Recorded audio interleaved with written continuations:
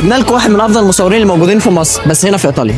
عشان نفسك. انا محمد الشافعي. بك يا محمد. انا اكتر حبيبي. شغال في مجال فوتوغرافر بقالك قد ايه؟ بقالي 7 سنين شغال فوتوغرافر. انا من هوايتي وانا صغير كان التصوير، فحبيت المجال اكتر لما دخلته وشفت كل الثغرات اللي فيه. بعد كده جبت كاميرا من احسن وافضل الكاميرات الموجوده في السوق حاليا، فلقيت نفسي بتعلق بالمجال اكتر وبحب المجال اكتر. خدت كورسات في التصوير علشان ابقى شخص بروفيشنال، مش شخص هاوي بصور كده وخلاص. بعد ما بقيت بروفيشنال في موضوع التصوير حبيت ان انا اطور من نفسي واخد كورسات اديتنج بحيث ان انا اعرف الصوره تتعمل ازاي من الالف للياء. طبعا الحمد لله في فتره قصيره هنا بقيت كل ما بتعامل مع كلاينت اسيب لهم بصمه حلوه في اليوم بتاعهم، لما بيشوف شغله بيبقى منبهر جدا بالشغل اللي استلمه وبالنتيجه اللي خدها. الحمد لله ما اكتفيتش على كده، بدات اشتغل مع شركات ايطاليه في بروفيشنال في تصوير المنتجات هنا بتشتغل برضه في شغل الافراح، اعياد الميلاد. الحمد لله انا اساس شغلي اصلا كان بادئ بتصوير الافراح. ايه اللي يخليني مثلا اكلم حضرتك وما اجيبش حد